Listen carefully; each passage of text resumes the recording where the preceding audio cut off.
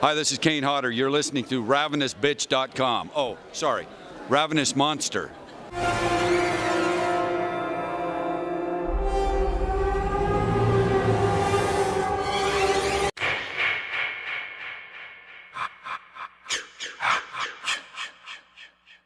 Rob Hibbs here at the Mad Monster Party in Charlotte, North Carolina. Things are kind of winding down, and I'm getting to have a nice little sit-down with none other than Kane Hodder, legendary Jason, stuntman extraordinaire. People Ravenous Monster are going to know him. Kane, how was your experience here at the convention? I really enjoyed this one. I've always liked this city, first of all. I've worked here before. I've done some filming here.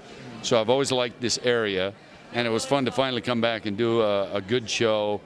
Run very well, by the way, in my opinion, and at a good hotel. So the people have been great as usual, and I've had a great time. I've choked a lot of motherfuckers. Speaking of that, have you had any? What's like one of your craziest encounters with a fan? Any stories to share? Well, there's plenty of them, but they're in my book. Okay.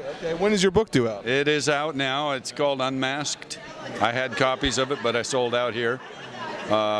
It's basically my life story, including my career, but also a lot of personal stuff that people are surprised I talk about. So plenty of stories in there about obsessed fans that are very entertaining to read. I have to check that out. Okay, let me see here. My editor wanted me to ask you this. He would kill me if I didn't. Do you think you can kick Victor's ass?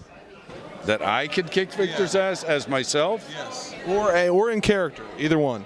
I don't think anybody can kick Victor's ass, to be honest with you. Probably not even Jason.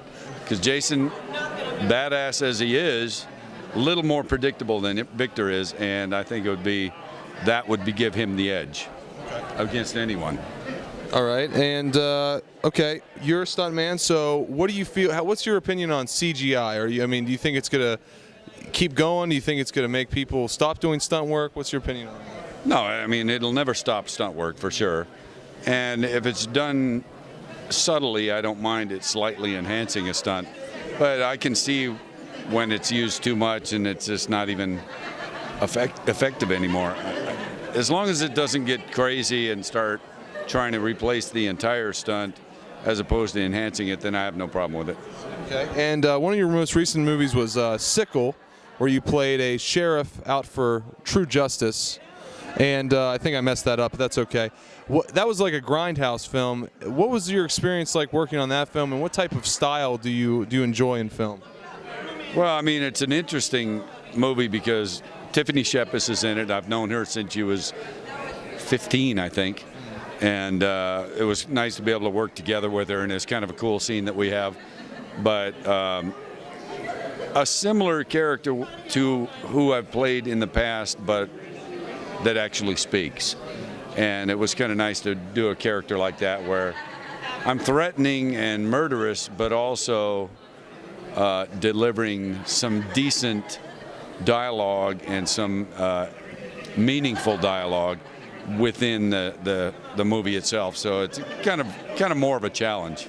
I've never been trained as an actor, so if I have any talent at all acting, it's just by watching talented actors themselves.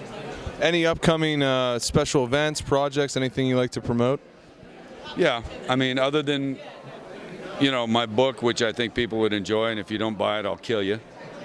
We have Hatchet 3 coming out June 14th, limited theatrical release, and then, a fairly immediate DVD Blu-ray release, I think. Then there's a show on Holliston, on FearNet called Holliston, and it's a sitcom, a horror sitcom, and I play myself in it, and Danielle Harris is in it as herself, and it's a very, very funny show, and it'll be premiering early. The second season is early in June also, so watch for that. And then I have several other movies coming out. Danielle Harris directed a movie called Among Friends that I play a character in, and I'm the only comedy in the movie, so that's kind of cool. I do nothing violent. And it's a horror film, and it's quite well done and pretty scary. And I'm the only comic relief in the entire thing, so that's kind of a switch for me. I love doing comedy. It's a whole nother side of the business I never thought I'd be into. So. That's awesome. Now I'm sure you get this question a lot too.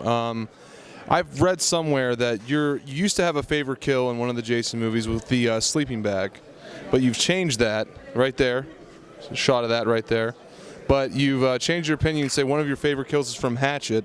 Is that true? Which kill is that? Well, sleeping bag is now number 2 of overall kills. Still the best Jason kill I ever did, in my opinion. But my favorite kill that I performed is in the first Hatchet movie, and it's where I grabbed the old lady and rip her head apart by her jaw. Put my hands in her mouth and rip her head apart. Pretty good kill. Sleeping bag is number 2. Frozen head from Jason X is now number 3. Number 4 could be that one. Okay, that's a good one. You get that? Punching the guy's head off. That's a pretty good one. You hear people say, I'm going to punch your head off, but you never actually see that happen. Not very often. I've only seen it once in real life. Yeah. Oh, no, that's not real life. In real life, you've seen it happen. I didn't perform the decapitation, but I witnessed it.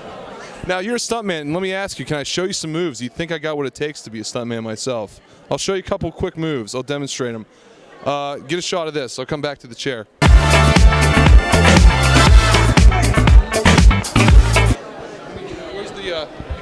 What do you think about that? Do you think I got some serious moves, some talent? It's embarrassing.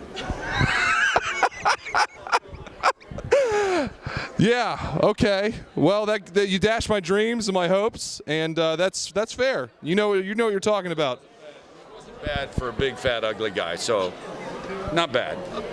You're here first, folks. Oh, and one more thing. Yes.